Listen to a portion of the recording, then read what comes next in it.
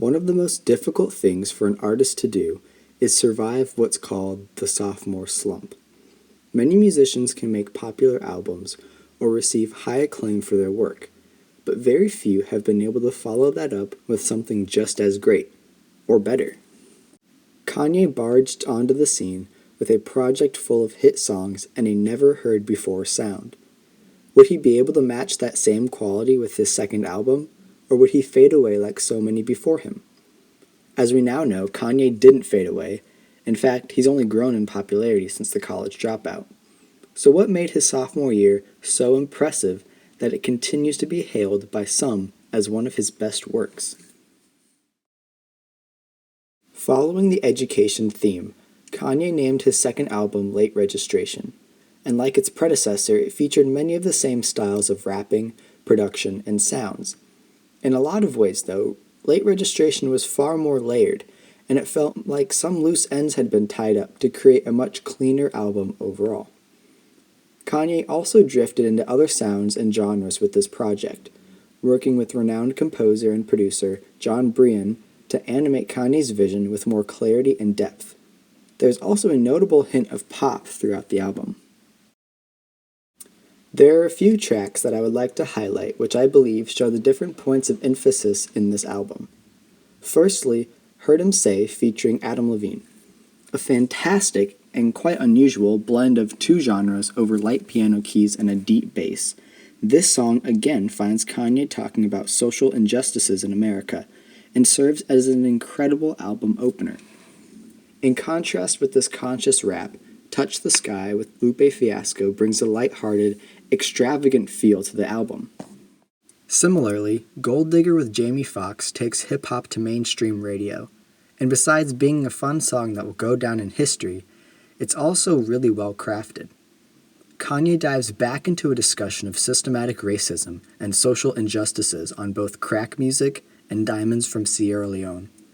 Crack music being particularly heavy, brash, and very fitting of Kanye's character, it demonstrates his confidence and disregard for what the consequences may be. Those are my people down there, so anybody out there that wants to do anything that we can help with the setup, the way America is set up to help the poor, the black people, the less well off as slow as possible. I mean, Red Cross is doing everything they can. We already realize a lot of the people that could help are at war right now, fighting another way, and they've given them permission to go down and shoot us. And subtle, but in even many ways more profoundly devastating, is the lasting damage to the survivors' will to rebuild and remain in the area. The destruction of the spirit of the people of southern Louisiana and Mississippi may end up being the most tragic loss of all. George Bush doesn't care about black people. Please call. In the past.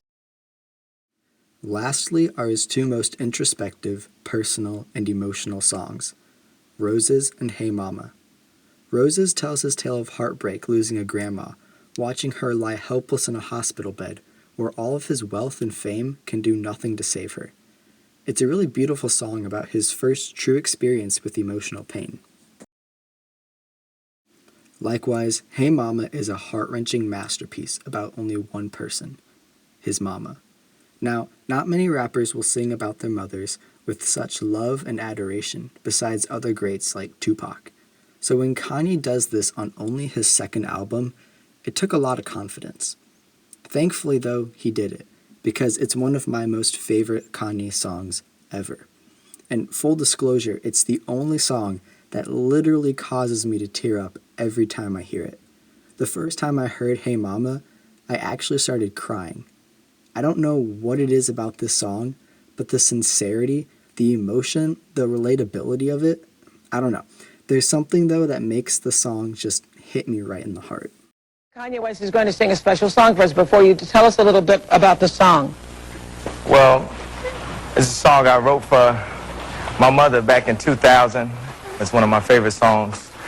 And I saved it for the opportunity to be on the Oprah show and perform it for her.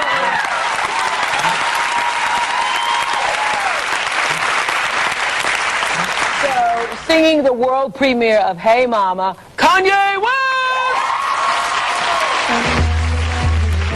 everybody put your hands together like this. I want to talk about a friend of mine. It's kind of special. Hey, mama. I want to scream so loud for you. Cause I'm so proud of you. And let me tell you what I'm about to do, mama. I know I act a fool, but I promise you I'm going back to school. And I appreciate what you allow for me. And I just want you to, I want to tell the whole world about a friend of mine. This little light of mine, I'm finna let it shine. I'm finna take y'all back to the better times. I'm finna talk about my mama if y'all don't mind. I was 3 years old. Now, I'm not the biggest fan of late registration, actually, and I'm not sure why. I personally find it to be a low-tier Kanye album, but that's just my personal preference. Maybe it's because it's so similar to The College Dropout, and I like how each Kanye album is so very unique. Maybe the songs just don't resonate with me. I don't know. But what I do know, though, is that this album set the stage for Kanye's next great masterpiece, Graduation. Please like and subscribe.